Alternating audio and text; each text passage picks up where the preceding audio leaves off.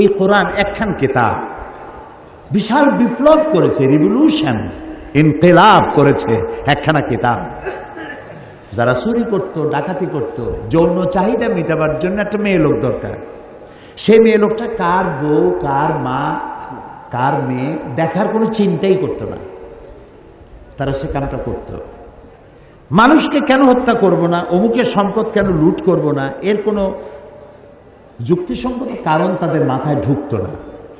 এইরকম একটা জাতি চুরি করতো, ডাকাতি করতো, মরুভূমির মধ্যে উট চড়াইতো।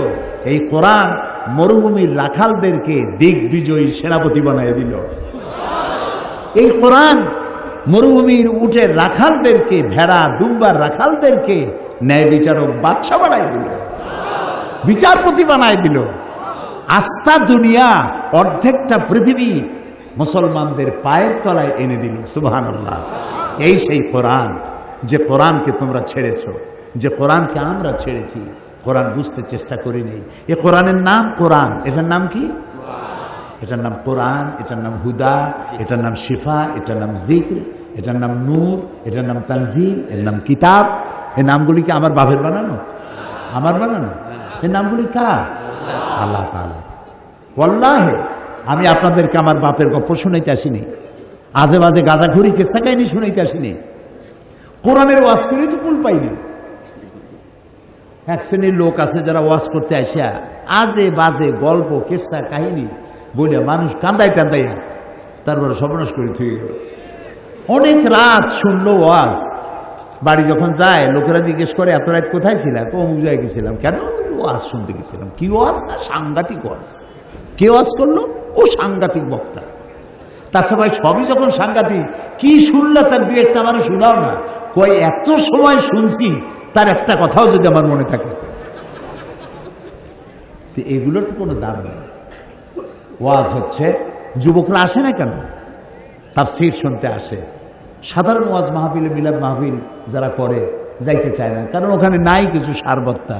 একদিন নবী মুস্তাফায় রাস্তা দিয়ে হাইটে যায়, হরিণ একটা বাঁধা ছিল গাছেরই তলায়, সাল্লাল্লাহু আলা মুহাম্মদ। আচ্ছা, কোথায় পাইছেন? আছে কোথাও? নবীর জীবনে এরকম ঘটনা কোথাও হয়েছে? নবীর নামে, রসুলের নামে আন্দাজে বানাইয়া বানাইয়া কান্দার ভান করে মানুষ কান্দাইয়া তারপরে সর্বনাশ করে ধুয়ে গেল।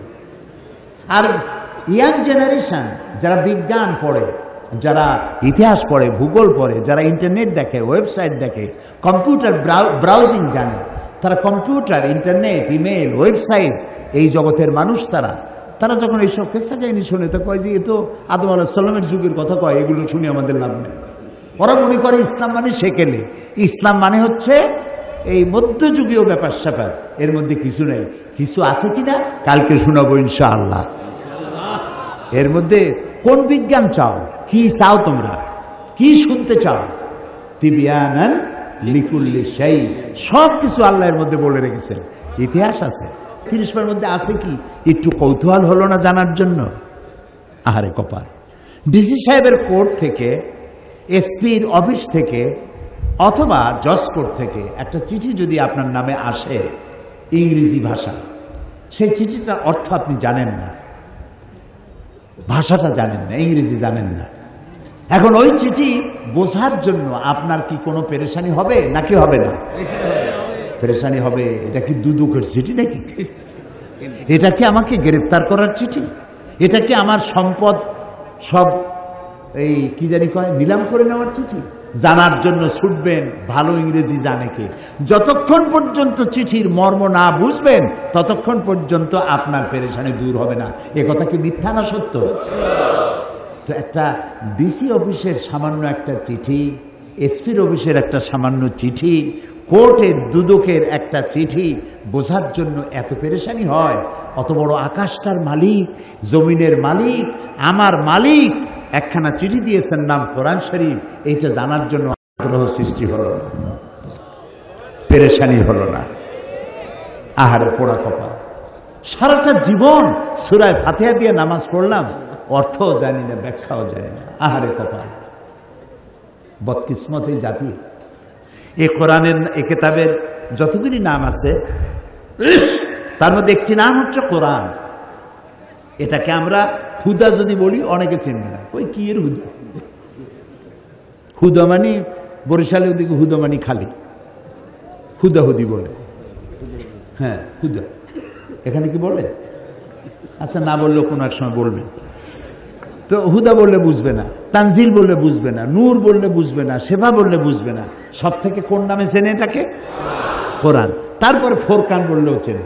তারপর চিন্তা করে ফোরকান তো 4 কান, এটা কি, ওটাও বুঝবে না। কোরআনই ভালো করে বুঝবে। তার প্রথম নামটাই হলো কোরআন। কোরআন মানে কি?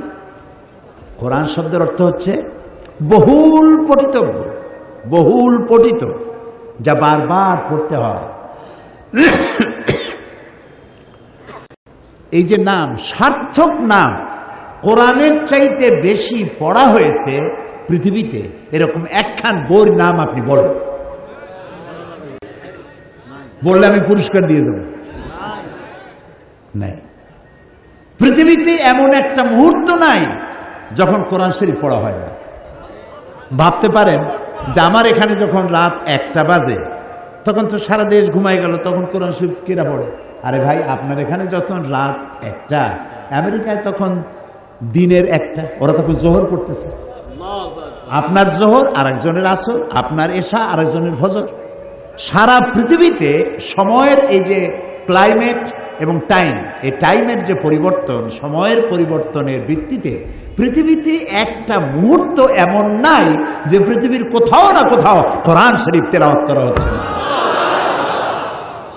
এটাই একমাত্র কিতাব যা মানুষ বুঝেও পড়ে, না বুঝেও পড়ে, রাতেও পড়ে, দিনেও পড়ে। সুবহানাল্লাহ। আর যারা পড়ার সুযোগ পায় না, শোনারও সুযোগ পায় না, মাসে অন্তত একবার তারাবিতে গোটা কোরআন শোনার ব্যবস্থা করা হয়েছে। কিন্তু এইটা ঠিক না যে শুধু আমি শুনব। কোরআন বহুল পঠিত, এর থেকে বেশি পড়া হয়েছে এমন কোন কিতাব পৃথিবীতে নাই। 1। 2 নম্বরে এর নাম হলো কিতাব। এর নাম কি? কিতাব। কিতাব মানে লেখা, কিতাবাত করা, লেখা। কোরআনের চাইতে বেশি লেখা হয়েছে, কোরআনের চাইতে বেশি প্রিন্টেড হয়েছে, ছাপা হয়েছে। এরকম একখানা বইয়ের নাম কি বলতে পারবেন? নাই। পৃথিবীর সর্বাধিক প্রিন্টেড, সর্বাধিক ছাপা লেখা হয়েছে যে কিতাব, তার নাম কোরআন শরীফ। বাদশাহ ফাহাদ বিন আব্দুল আজিজ কোন দেশের বাদশাহ? সৌদি আরব। আল্লাহ জান্নাতুল ফেরদাউসের মেহমান বানায়। আল্লাহর ঘরে যেভাবে সাজাইছে, মদিনারে যে সোনার মদিনা বানাইছে, সুবহানাল্লাহ।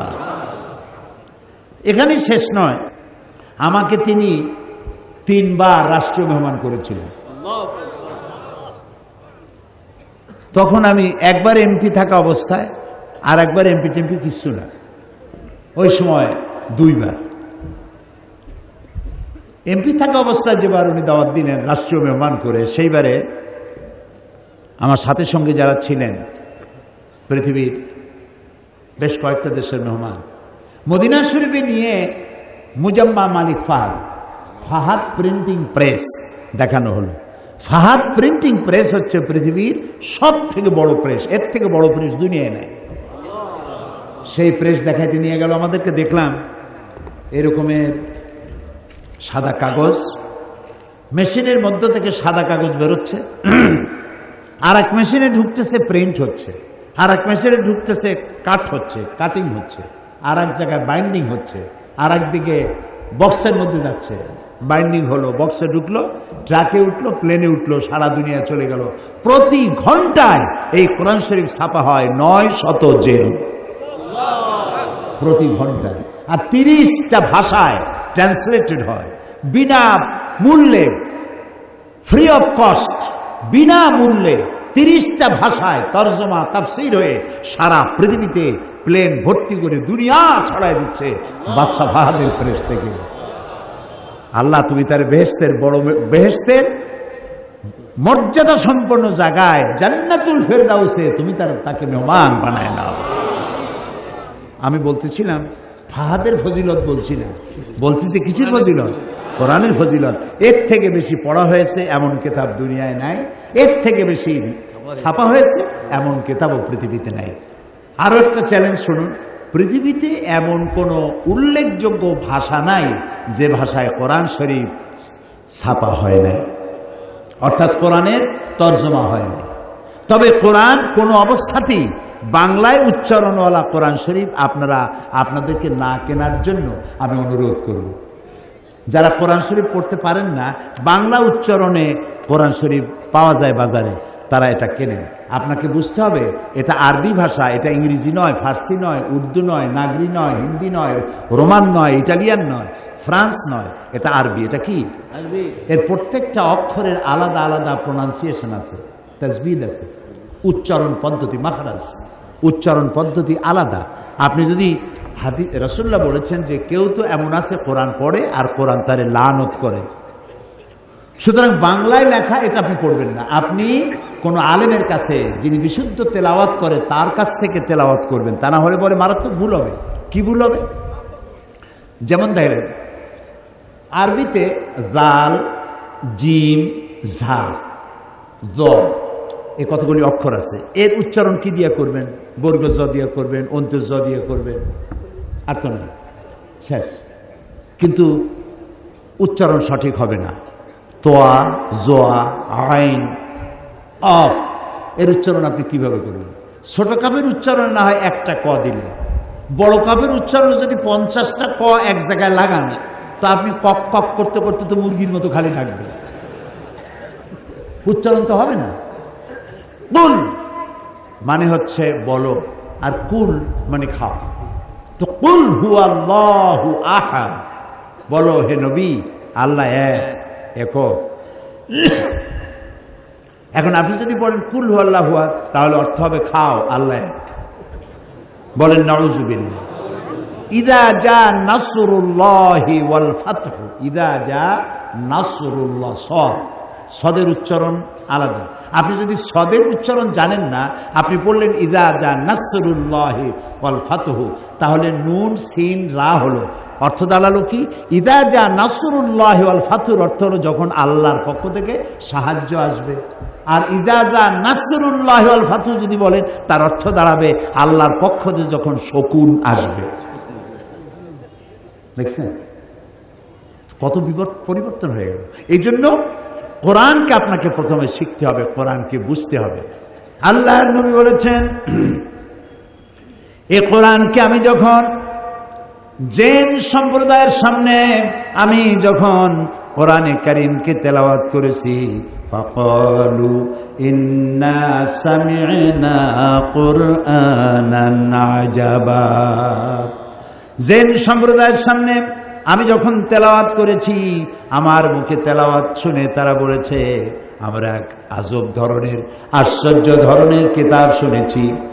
ইয়াহদি ইলা রুশদি ফামান্না বিহি, এ কোরআন যে শুনে কোরআন তাকে হেদায়েতের রাস্তা দেখায়, আমরা কোরআন শুনলাম আর ঈমান আনলাম।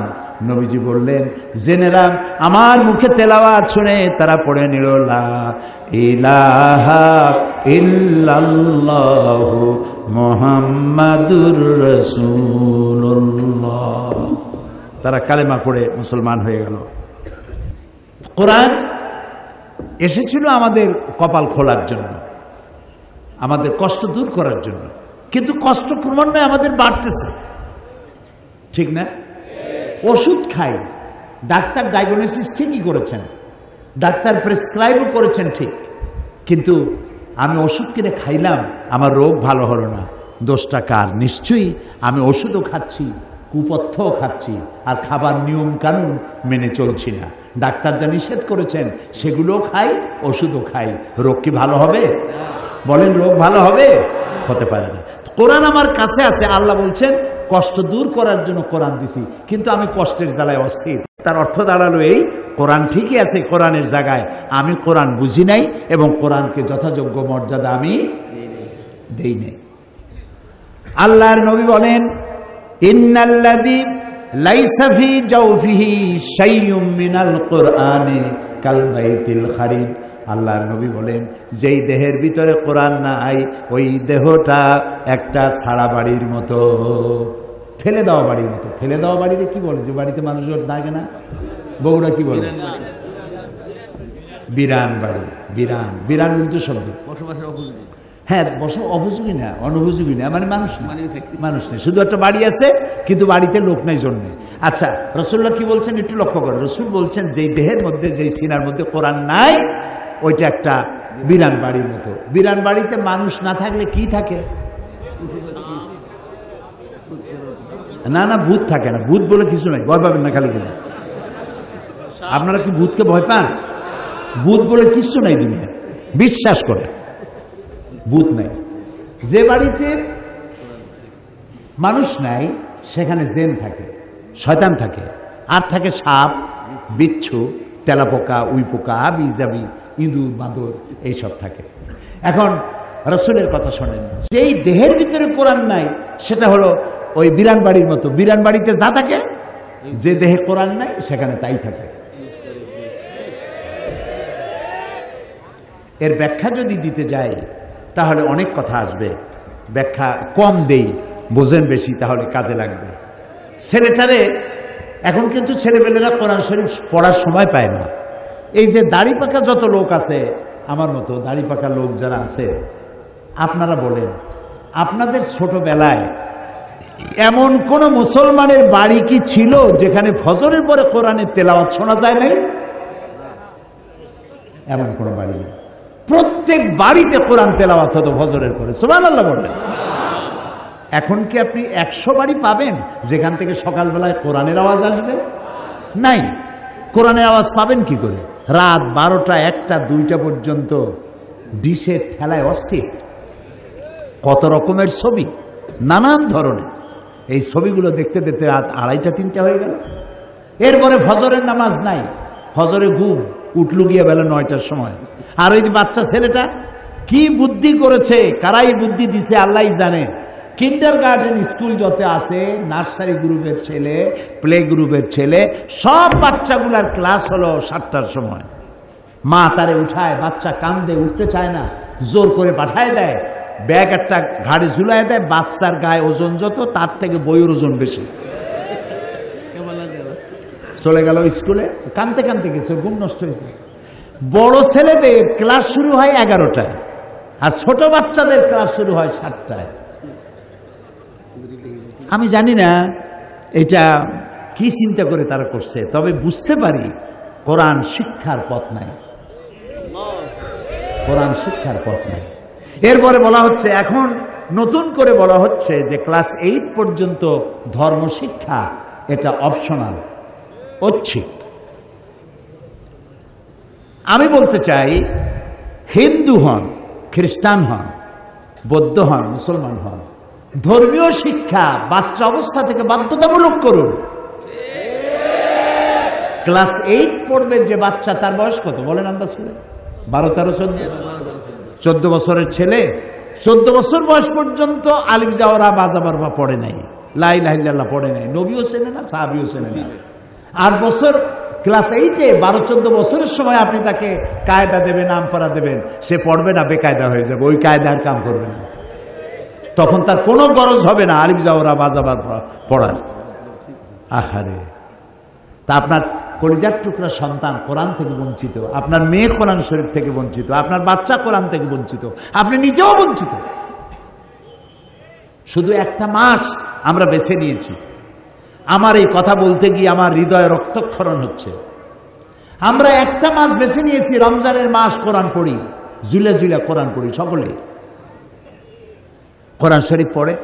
আর রোজার পরে বন্ধু বান্ধব নিয়ে বসে, ভাই আমার পুত্রবধূ 7 খতম, আমার মেয়ে 9 খতম, আমার স্ত্রী 13 খতম, আর আমি এমনিতেই খতম। আচ্ছা, কোরআন শরীফ কি খতম করার জন্য আসছে? একটা হাদিস আমার দেখান, একটা হাদিস শোনান, একটা হাদিস শোনান কোরআন শরীফ খতম করার জন্য নাজিল হয়েছে? কোরআন শরীফ বোঝার জন্য নাজিল হয়েছে। সুবহানাল্লাহ। এই জন্য কোন কোন সাহাবীর এক একটা সূরা শেষ করতে 6 মাস, 1 বছর লেগে যেত। এটা কি এই জন্য যে তারা কোরআন জানতেন না, আরবি জানতেন না? এটা এই জন্য ছিল, 1 লাইন পড়েছেন, 2 লাইন পড়েছেন, বুঝেছেন, বাস্তব জীবনে ইমপ্লিমেন্ট করেছেন, বাস্তব জীবনে কাজে লাগাইছেন, আবার পড়েছেন, আবার বুঝেছেন, আবার আমল করেছেন। গোটা কোরআন এভাবে আমল করার পরে এই সাহাবীরা যখন বেচা কেনা করতেন, ব্যবসা বাণিজ্য করতেন, জমি জমা চাষাবাদ করতেন, বিয়ে শাদী করতেন, রাজনীতি অর্থনীতি করতেন, সমাজ চালাতেন আর রাস্তা দিয়ে হাঁটতেন, তখন মানুষ দেখে বুঝতে পারত যেন জীবন্ত কোরআন শরীফ চলাফেরা করছে, কোরআন জীবিত হয়ে হাঁটতেছে। এই জন্য হযরত আয়েশা সিদ্দিকা রাদিয়াল্লাহু তাআলা আনহা, আমাদের মা জননী, তারাকে প্রশ্ন করা হয়েছে, মা, রাসূলের চরিত্র কেমন, তার আখলাক কেমন? হযরত আয়েশা বলছেন, কোরআন পড়ো নাই তোমরা? কোরআন তো পড়ছি। আরে কোরআন পড়ছো তো রাসূলের আখলাক জানতে আমার কাছে কেন এসেছো? যেটা কোরআন সেটাই রাসূল। সুবহানাল্লাহ, সুবহানাল্লাহ। যেটা কোরআন সেটাই রাসূল। রাসূলের 23 বছরের জীবন আর 30 পারা কোরআনের ভিতরে কোনো পার্থক্য নাই। 23 বছরের নবুয়তের জীবন, 30 পারা কোরআন, সেম, মুদ্রার এপিঠ আর ওপিঠ। সুবহানাল্লাহ, সুবহানাল্লাহ। নবী করিম সাল্লাল্লাহু আলাইহি ওয়াসাল্লাম এই কোরআনকে রেখে গেলেন আমাদের কাছে আর বললেন, মান ক্বালা বিহি সাদাকা। এই কোরআন দিয়ে যে কথা বলে সেই সত্য কথা বলে। সুবহানাল্লাহ। কোরআন দিয়ে যে কথা বলে সেই কি কথা বলে? কারণ হলো আল্লাহর নবী বলেছেন, আল্লাহ তাআলা নিজেই বলেছেন, ওয়ামান আসদাকু মিনাল্লাহি কিলা। আমার চাইতে সত্যবাদী আর কে হতে পারে? আল্লাহর চাইতে সত্যবাদী কে আছে? কোন নাম কোন আছে? কেউ? কোরআন দিয়ে যে রাসূল বলছেন, কোরআন দিয়ে যে কথা বলে সে সত্য কথা বলে। সুবহানাল্লাহ। তো যিনি বক্তৃতা করতেছেন, কোরআনের কোনো দলিল নাই, হাদিসের কোনো রেফারেন্স নাই, খালি বক্তৃতা করতেছে আর জনগণ বলতেছে, আমার ভাই, তোমার ভাই, অমুক ভাই, তমুক ভাই, ফুলের মতো পবিত্র, নামাজ পড়ে না এক ওয়াক্ত। এটা হইল কি? এটা কোনো কাম হইল? কাজে আপনাকে যিনি বক্তৃতা শোনাচ্ছেন তিনি কোরআন জানেন কিনা, হাদিস জানেন কিনা, ওনার তো নিজেরই চোখ নাই, আপনাকে রাস্তা দেখাবে কেন? ও নিজে তো অন্ধ, 2 চোখ কানা। আমি বলি না, আল্লাহ বলছে। কে বলছে? আল্লাহ। বলেন না, আল্লাহ রাব্বুল আলামিন বলেন, লা তা'মাল আবসার ওয়ালাকিন তা'মাল কুলুবুল্লাতী ফিস সুদূর। এদের বাইরের চোখ নষ্ট হয় নাই, এদের ভিতরের চোখগুলি বিনষ্ট হয়ে গেছে, অন্ধ হয়ে গেছে। বাইরের চোখ ঠিক আছে কিন্তু ভিতরের চোখ নাই। সেই জন্য বলে, there is no god, unseen is nothing. যা দেখি না তা কিছুই না, আল্লাহ নাই, নাউযুবিল্লাহি মিন যালিক। সেই জন্য কোরআন দিয়ে যারা কথা বলে তাদের কথা শোনো। সুবহানাল্লাহ। আল্লাহ রাসূল বলছেন, মান ক্বালা বিহি সাদাকা ওয়া মান আমিলা বিহি উজরা। আর এই হচ্ছে এমন এক কিতাব, যে ব্যক্তি পড়বে আর বুঝবে আর আমল করবে তাকে পুরস্কৃত করা হবে ফিদ দুনিয়া ওয়াল আখিরা। এখানেও পুরস্কার পাবা, আখিরাতেও পুরস্কার পাবা। কে বলছেন? রাসূল, আমাদের রাসূল। কে বলছেন? দুনিয়ায় কি পুরস্কার পাইবা? আল্লাহ তাআলা বলেছেন, ফামান তাবিআ হুদায়া ফালা খাউফুন আলাইহিম ওয়ালা হুম ইয়াহজানুন। এই কোরআনের হেদায়েত যারা মেনে চলবে তাদের কোনো ভয় নাই, তাদের কোনো চিন্তাও নাই। আমার আল্লাহ গ্যারান্টি দিয়েছেন, কোনো ভয় নাই। কিসের ভয় নাই? কোরআন যদি তোমরা মানো। শুনতেছেন আমার কথা? একটু কান খুলে শোনেন। এই কোরআন যদি মানো তোমাদের কোনো ভয় নেই। কিসের ভয় নেই? কোরআন যদি মেনে চলো তাহলে চুরি হবে না, ডাকাতি হবে না, জেনা হবে না, ব্যভিচার হবে না, ধর্ষণ হবে না, হত্যা হবে না, লুট হবে না, মারামারি হবে না, সাম্প্রদায়িক সম্প্রীতি বিনষ্ট হবে না। ভয় নাই। ওয়ালা হুম ইয়াহজানুন। তোমাদের কোনো চিন্তাও থাকবে না। মানুষেরা চিন্তা করে কিসে? চিন্তা করে খাবারে, বস্ত্রে, চিকিৎসা, শিক্ষা, বাসস্থানে, হিউম্যান রাইটস, মানবিক মৌলিক মানবিক অধিকার, এই অধিকারের চিন্তা করে। আল্লাহ কয় কোরআন মানো, তাহলে এই অধিকারের চিন্তাও করা লাগবে না, এগুলোও পেয়ে যাবে। আল্লাহ তাআলা কোরআনে কারিমে বলেন, ওয়ালাউ আন্না আহলাল কুরা আমানু ওয়াত্তাকাউ লাফাতাহনা আলাইহিম বারাকাতিম মিনাস সামাই ওয়াল আরদ। আল্লাহ তাআলা বলেন, জনপদের লোকেরা, দেশের লোকেরা যদি আমার উপর ঈমান আনে, দুইটা কাজ যদি করে, আমার উপর ঈমান আনবে আর আমাকে ভয় করার নীতি অবলম্বন করে চলবে, তাহলে আমি আল্লাহ রাব্বুল আলামিন আকাশ আর জমিনের সব বরকতের দরজা তাদের জন্য খুলে দেব। এরকম আসতে বলেন সুবহানাল্লাহ। তা আল্লাহ তাআলা বরকতের দরজা খুলে দেবেন বলে ওয়াদা করেছেন, এই কোরআনটা মানতে হবে। তো মানবেন কি করে? আগে তো বুঝতে হবে, তবে না মানবেন। বুঝিই তো না, তো মানবো কি? সত্য কিনা বলে? খালি খতম করে, বিপদ আপদ আসলে খতম করে, আর অনুষ্ঠানের শুরুতে বরকতের জন্য তেলাওয়াত করে। দোকান ওপেন করবে, ওইখানে একটু তেলাওয়াত করে, তোমার একটু তেলাওয়াতের জন্য। আর ওই দোকান ওপেন করবা, জনসভা শুরু করবা, সেই জন্য একটু তেলাওয়াতের জন্য আল্লাহ কোরআন শরীফ নাযিল করছে। কাম নাই আর কিছু। তো আল্লাহ তাআলা দুনিয়া শান্তি দিবেন, আখিরাতেও শান্তি দিবেন।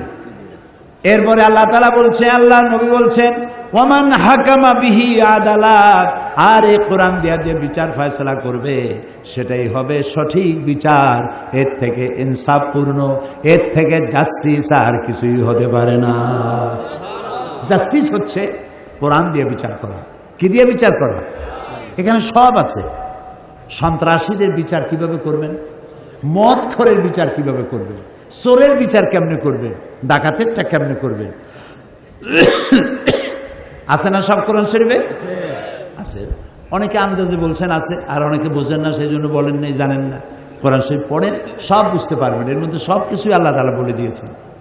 বিচারটা যাতে সঠিক হয়, সেজন্য ন্যায় বিচারের প্রতীক বলা হয় কোন জিনিসটাকে? একটু বলেন তো, পরীক্ষা দিলে আমি আপনাদের পরীক্ষা নিচ্ছি। হ্যাঁ, দাড়িপাল্লা। যারা বলতে পেরেছেন গোল্ডেন 5, আপনারা বলতে পেরেছেন যে ন্যায় বিচার, বিচারটা ন্যায় হলো কিনা তার মানদণ্ড হচ্ছে মিজান, দাড়িপাল্লা, যা দিয়ে মাপা হয়।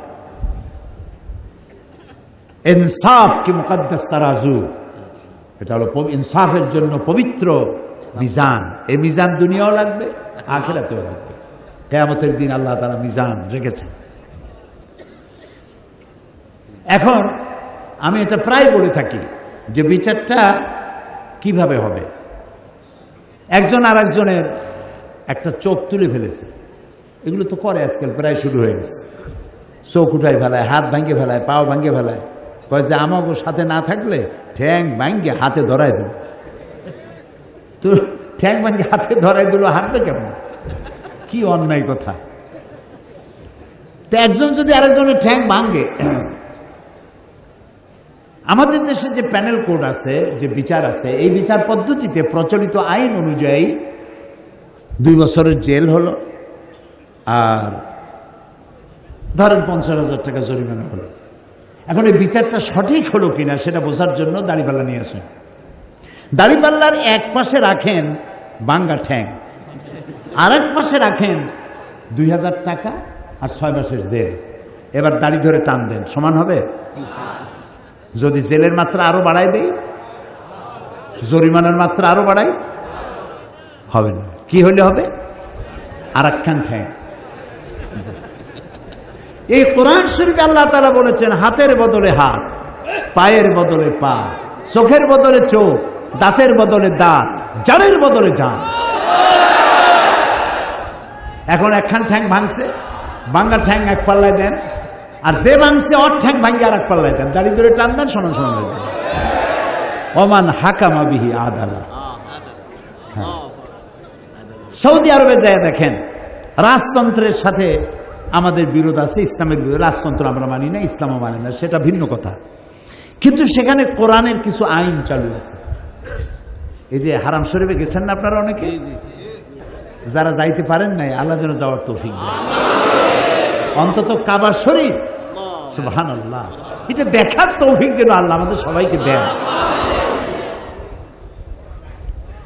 এই কাবা শরীফে যখন আজান হয় আমি দেখছি যে আল্লাহ মানুষের পরীক্ষায় ভালাইছে। এই কাবা শরীফের চতুর্দিকে এত সব দোকান, হায় হায় রে কি সব দোকান। বাইতুল মুকাররমে নিউ মার্কেটে যতগুলি সোনার দোকান আছে সব সোনা এক জায়গায় করলেও ওর একটা দোকানের সোনার সমান হবে না। ইলেকট্রনিক্স গুডস, নানান ধরনের কাপড়, নানান ধরনের আপনার বিভিন্ন রকমের শৌখিন দ্রব্যাদি, অভাব নাই।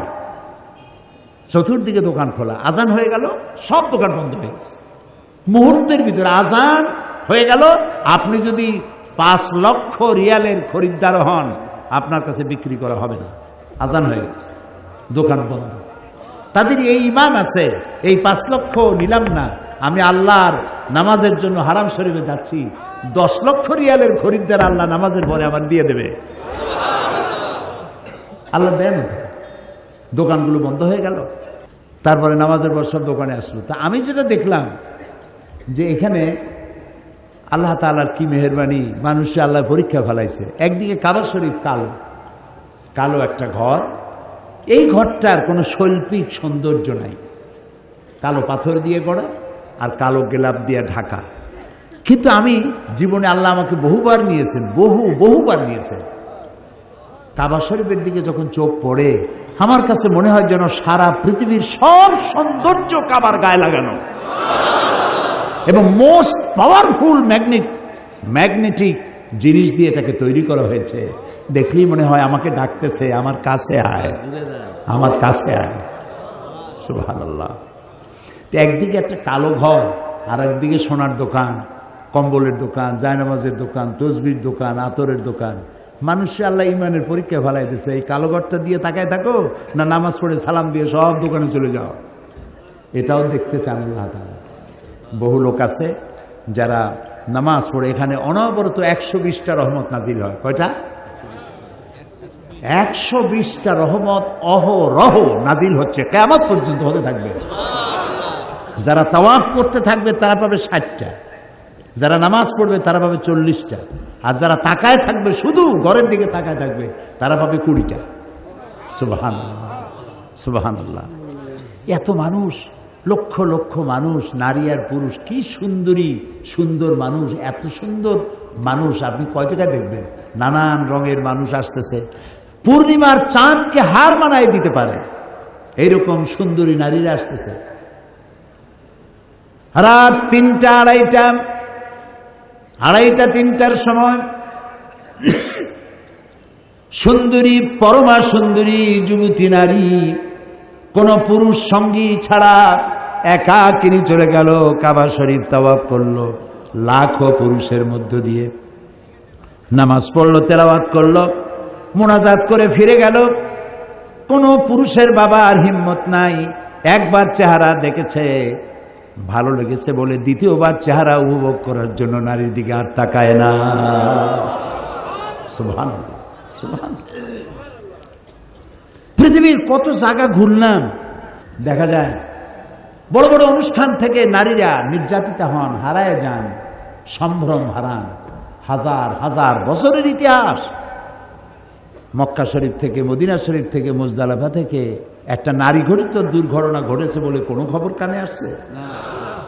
আমাদের পিতা আবুল আম্বিয়া, সমস্ত নবীদের পিতা ইব্রাহিম আলাইহিস সালাম এই ঘর বানিয়ে বলেছিলেন, রব্বি জাল হাযাল বালাদা আমিনান। আল্লাহ তাআলা, আয় আমার রব, তুমি এই ঘরটাকে, এই শহরটাকে নিরাপত্তার শহর বানিয়ে দাও, নিরাপত্তার শহর বানাও। দোয়া কি কবুল হয়েছিল? হ্যাঁ, কবুল হয়ে সাথে সাথে আল্লাহ তাআলা বলেছেন, ওমান দাখালাহু কানা আমিনান, যেই ঢুকবে তারই নিরাপত্তা দেবে। এই নিরাপত্তার শহর পৃথিবীতে আর কোথাও নেই। জাতিসংঘের 50 বছর পূর্তি উপলক্ষে ইয়াসির আরাফাত গিয়েছিল জাতিসংঘে, কমনওয়েলথ। তখন আমার মাহফিল ছিল নিউ ইয়র্কে, ম্যানহাটনে। ইয়াসির আরাফাতের নিরাপত্তা দেওয়ার জন্য ওদের হাতে যত যা ছিল সব ব্যবস্থা করেছে। তারপরেও এই নিউ ইয়র্ক শহরে মানুষের নিরাপত্তা নাই, চুরি ডাকাতি খুন অহরহ হচ্ছেই। আমেরিকার 52টা স্টেটের মধ্যে শুধুমাত্র নিউ ইয়র্ক সিটিতে 24 ঘন্টায় যে অপরাধ হয়, সৌদি আরবে সারা বছরও তা হয় না। এই কোরআনের আইনের কয়েকটা আইন মানে, সব এখনো মানে না মানে ইমপ্লিমেন্ট এখনো হয়নি। কিন্তু কোরআনের যে কয়টা আইন চালু করেছে তার বরকতে অপরাধ প্রবণতা পৃথিবীতে সবচাইতে কম সৌদি আরবে যায়। সুবহানাল্লাহ। এই কোরআন শুধু তেলাওয়াতের জন্য আসে নাই। আমরা যদি আমাদের এই দেশটাকে নিরাপত্তাপূর্ণ বানাতে চাই সত্যি, আমরা যদি এই দেশটাকে নিরাপত্তাপূর্ণ দেশে বানাতে চাই, প্রিয় ভাই সব কথা শুধু বলতে ইচ্ছা করে। আমার এই দেশটা বড় সুন্দর দেশ, বড় সুন্দর অমিত সম্ভাবনাময় দেশ। কি নাই আমার? সব থাকতে আমি আজ ফকির। 56,000 বর্গ মাইলের এই স্বাধীন সার্বভৌম দেশটির অনেক কিছু আছে। এর মাটি দারুণ উর্বর, বৃক্ষ সম্পদ দিয়ে ভরা, এর নদী নালা হাওড় বাওড় বিল খাল মাছ দিয়ে ভরা। এ মাটির উপরে অসংখ্য গবাদি পশু, আর এই মাটির উপরে যে মানুষগুলি বিচরণ করে, এ মানুষগুলি বড়ই পরিশ্রমী, মানুষগুলি ধর্মপ্রাণ, সহজ সরল মানুষ, কিছু চায় না। প্রত্যেক দিন মেয়ে লোকেরা চায় না বেনারসি শাড়ি পরাইতে হবে, জামদানি শাড়ি পরাইতে হবে। পুরুষগুলি চায় না যে আমাদেরকে বাসমতির চাউল দিয়ে বিরিয়ানি খাওয়ানো লাগবে। সামান্য রিকোয়ারমেন্ট, একটু শান্তিতে থাকতে চাই, যে ঠ্যাং ভাঙ্গে হাতে ধরাই দিতে চাই, এটা যেন না চাই। বাড়িতে থাকতে পারি, দরজাটা অন্তত দিয়ে চুরি মারা থেকে বাঁচতে চাই, এইটুক চাই। মানুষগুলি ভালো, ধর্মপ্রাণ। আমার দেশের সবাই ধর্মপ্রাণ, হিন্দুরাও ধর্মপ্রাণ। আপনি দেখেন গ্রামে গঞ্জে যান, আমি যে এলাকা, আমার এলাকায় 3টা ইউনিয়ন আছে, 3টা ইউনিয়নের মধ্যে কেউ পানি খায় না। পানি না খেলে কি খায়? জল খায়। এত হিন্দু। আমি সেই সব এলাকায় গেলে মহিলারা আসেন, পুরুষেরা আসেন, মহিলারা মাথায় ঘোমটা পরা, ধর্মপ্রাণ। তারা পূজা করে, সিঁদুর কপালে সিঁদুর লাগায়, হাতে শাখা পরে, স্বামীর সেবা করে, এরা ধর্মপ্রাণ। আমাদের দেশে বৌদ্ধ যারা, তারাও ধর্মপ্রাণ। আমাদের যারা খ্রিস্টান, তারাও ধর্মপ্রাণ। মুসলমানরা তো বটেই। আমার দেশের মতো এত বোরকা কোথায় আছে? সুবহানাল্লাহ, আলহামদুলিল্লাহ বলেন। এত টুপি কোথায় আছে? পৃথিবীর কোন দেশে কোরআনের কথা শোনার জন্য এইভাবে মানুষ বসার জায়গা না পায় দাঁড়ায় থাকে?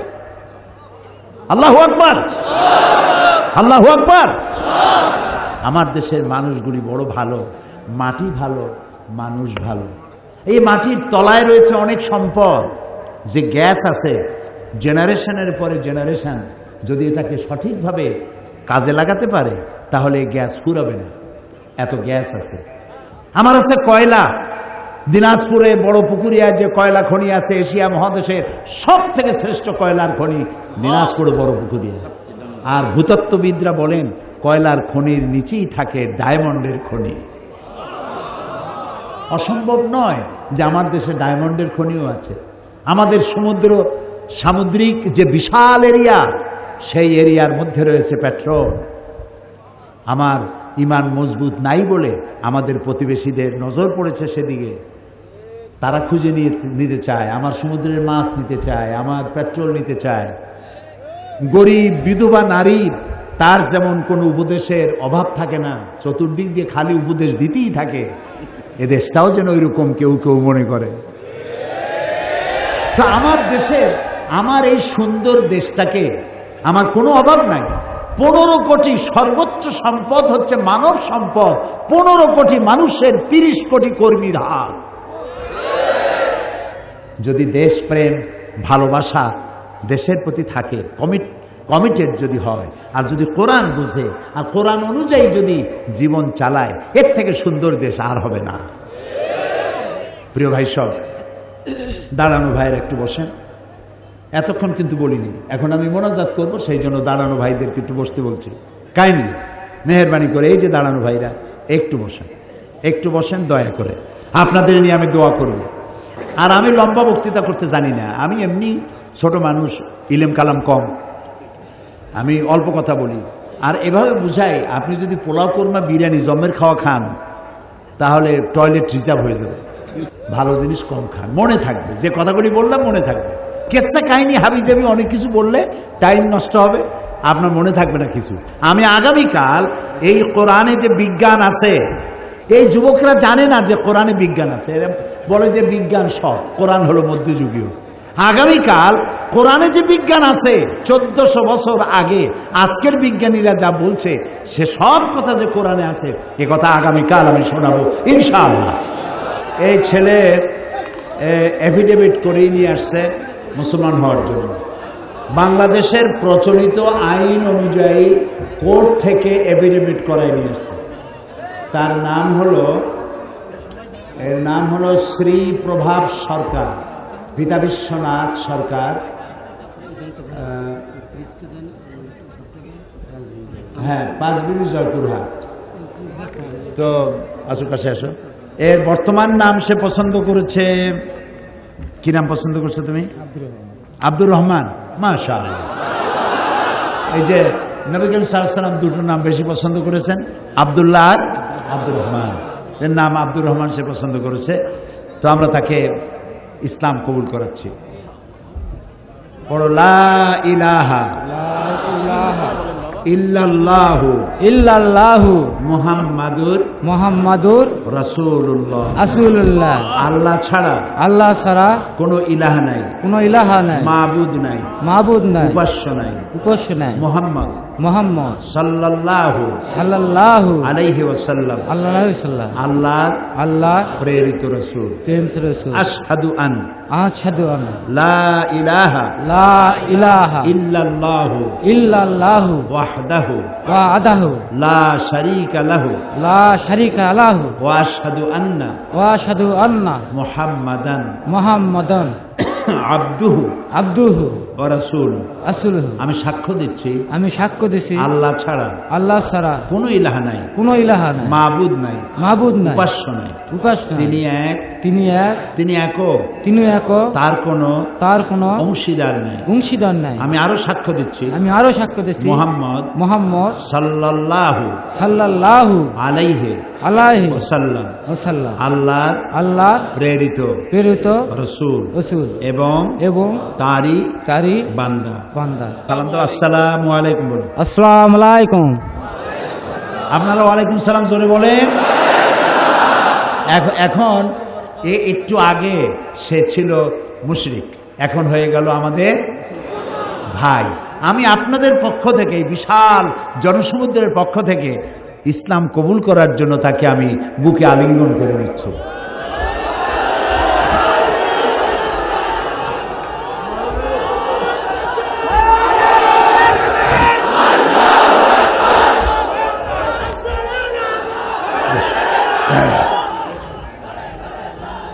প্রিয় ভাই সব, আগামীকাল অনেক কথা বলবো ইনশাআল্লাহ। বিশেষ করে যুবকেরা আসবে, তোমরা শিক্ষিত লোকদেরকে, তোমাদের টিচারদেরকে দাওয়াত দিয়ে নিয়ে আসবে। আইনজীবী, বুদ্ধিজীবী, সাহিত্যিক, সাংবাদিক, ছাত্র, শিক্ষক, আলেম ওলামা সবাই বেশি করে আসবেন। আগামীকাল আমি বিজ্ঞান আলোচনা করব। কোরআনে যে বিজ্ঞান আছে, যে কথা আজ থেকে আজকের বিজ্ঞানীরা বলছেন, বহু মেধা পরিশ্রম খরচ করে, পয়সা খরচ করে যা কিছু আবিষ্কার করছে, তা যে 1400 বছর আগে কোরআনে আল্লাহ বলে রেখেছে, আপনাদের চোখ ছানা বড় হয়ে যাবে ইনশাআল্লাহ। সেই কথাগুলি আমি আগামীকাল বলবো, বলেন ইনশাআল্লাহ। আচ্ছা, কাহালু থেকে গাড়িতে আসতে গিয়ে, মাহফিল আসতে গিয়ে একটা গাড়ি দুর্ঘটনা কবলিত হয়েছে, প্রায় 12 জন লোক আহত, তারা হসপিটালে আছেন। তাদের জন্য আমরা দোয়া করব। আল্লাহুম্মা ربنا ظلمنا أنفسنا وإن لم تغفر لنا وترحمنا لنكونن من الخاسرين। আল্লাহ তাআলা, হাজার হাজার মুসলমান নরনারী দীর্ঘক্ষণ ধরে তোমার কোরআনের কথা শুনেছি। আল্লাহ দয়া করে, মেহেরবানি করে আমাদের জিন্দেগির গুনাহ খাতা মাফ করে দাও রব্বুল আলামিন। আমাদের মধ্য থেকে যাদের মা বাপ দুনিয়া থেকে বিদায় হয়ে গেছে, কবরগুলিকে জান্নাতের টুকরা বানাইয়া দাও। রব্বির হামহুমা কামা রব্বায়ানি সগীরা। সবাই পড়েন, রব্বির হামহুমা কামা রব্বায়ানি সগীরা। আয় আল্লাহ তাআলা, এত বড় বিরাট মাহফিল, কোরআনের মাহফিল, আল্লাহ কোরআন বোঝার তৌফিক আমাদেরকে দান করে দাও। কোরআন অনুযায়ী আমাদের জীবন পরিচালনার তৌফিক দান করে দাও। আল্লাহ তাআলা তামাম বাংলাদেশের উপরে তোমার রহমত নাজিল করো, সারা পৃথিবীর মুসলমানদের উপরে রহমত নাজিল করো রব্বুল আলামিন। আগামীকাল মহিলাদের প্রোগ্রাম, এই মহিলা মা বোনেরা সবাই যেন আসতে পারে তৌফিক দান করে দাও। আল্লাহ তাআলা হযরত মাওলানা ফকির আব্দুর রহমান সাহেবের কথা বারবার মনে পড়ে, আল্লাহ তুমি দয়া করে তাকে জান্নাত নসিব করো। আমার আপন বড় মামা এই শহরে থাকতেন, হযরত মাওলানা নুরুল ইসলাম সাহেব দুনিয়া থেকে বিদায় হয়ে গেছেন। আল্লাহ বগুড়া শহরেই তার কবর, আল্লাহ তার জীবনের গুনাহ মাফ করে দিও, তার কবরটাকে জান্নাতের টুকরা বানিয়ে দিও। আল্লাহ তাআলা এই বগুড়াকে আদর্শ জেলায় পরিণত করে দাও, এমন জেলা বানাও, মানুষগুলির এত ভালো বানাও যা দেখে অন্যান্য জেলা এই আদর্শে অনুপ্রাণিত হতে পারে। কোরআনের আদর্শ দিয়ে সকলকে তুমি ভরে দাও। আল্লাহ যত যুবক এসেছে মাহফিলে, সমস্ত যুবকদেরকে আল্লাহ কোরআনমুখী করে দাও, কোরআন বোঝার তৌফিক দান করে দাও। আল্লাহ তাআলা যারা এই মাহফিল আয়োজন করার ব্যাপারে সহযোগিতা করেছে, আপনারা ডিসি সাহেবের জন্য, এসপি সাহেবের জন্য, ওসি সাহেবের জন্য এবং কমিটির জন্য যারা যারা এই প্রোগ্রাম বাস্তবায়নে সহযোগিতা করছেন, অর্থের যোগান দিয়েছেন, পয়সা কড়ি দিয়েছেন, কষ্ট করেছেন, সকলের জন্য দোয়া করেন। আল্লাহ কোরআনের খেদমত যারা করেছে, এই মাহফিলের সহযোগিতা যারা করেছে, তুমি তাদের সাহায্য করো, তুমি তাদের সহযোগিতা করো। ربنا تقبل منا إنك أنت السميع العليم وتب علينا إنك أنت التواب الرحيم سبحان ربك رب العزة عما يصفون وسلام على المرسلين والحمد لله رب العالمين واجعل آخر كلامنا عند الموت لا إله إلا الله محمد رسول الله। السلام عليكم ورحمة الله।